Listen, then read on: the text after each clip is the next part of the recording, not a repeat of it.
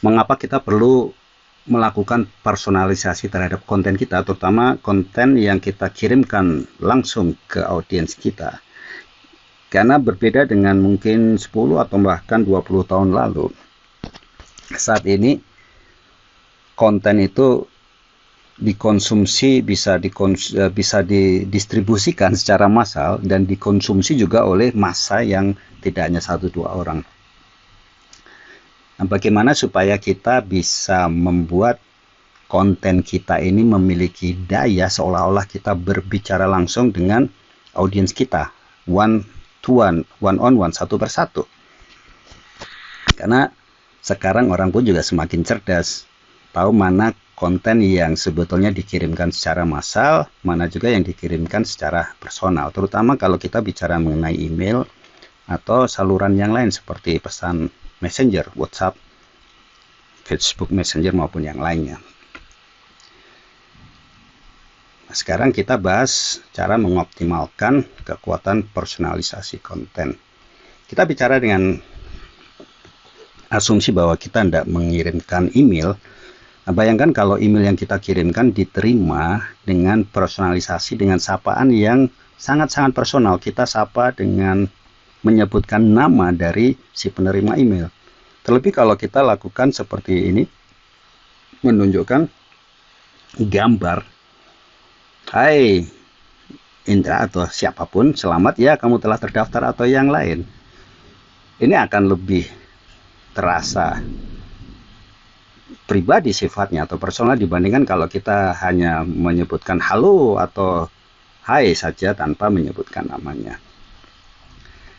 Nah, yang berikutnya sesuaikan dengan pengalaman mereka. Buat konten yang berbicara langsung dengan minat, kita sudah pernah bahas mengenai target audience dan juga segmentasi. Nah, itu kita manfaatkan. Kita kirimkan pesan berdasarkan atau kepada masing-masing segmen itu, tidak keseluruhannya. Sehingga kita bisa berbicara berkaitan dengan minat, kebutuhan, dan juga preferensi mereka.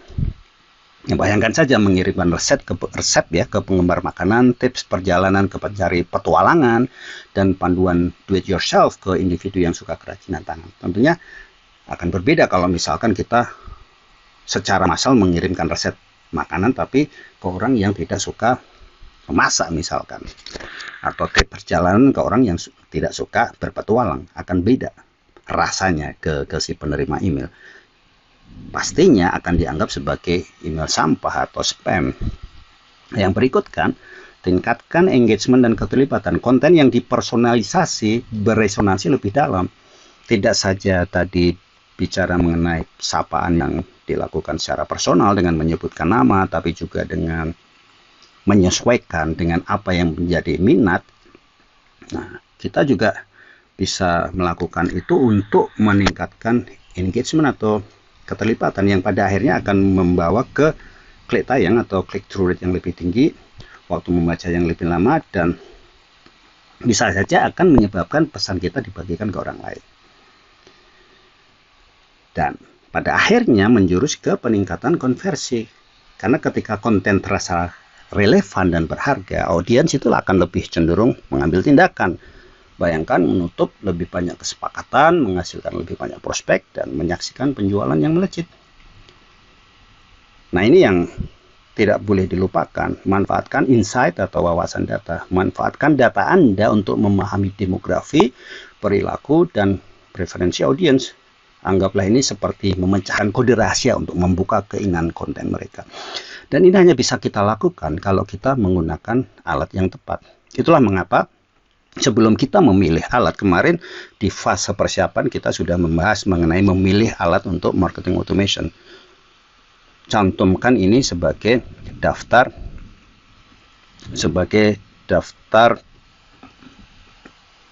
kebutuhan, artinya sebagai daftar kebutuhan apa? Sebagai daftar kebutuhan. Bahwa ini adalah yang diperlukan untuk sebuah alat marketing automation. Tanpa adanya alat untuk melihat insight, statistik data, kita akan seperti orang buta. Oke.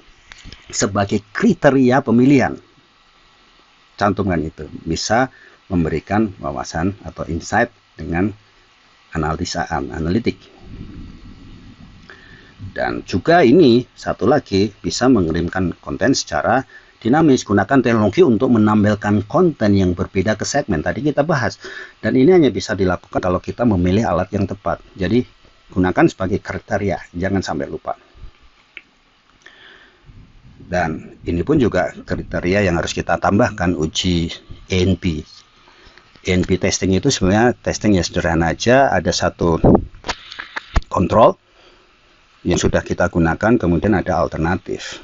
Kemudian nanti alternatif yang kita buat itu kita bandingkan dengan kontrolnya. Kalau dia ternyata memberikan performance atau kinerja yang lebih baik dari kontrolnya, maka si yang jadi alternatif tadi akan berubah menjadi kontrol.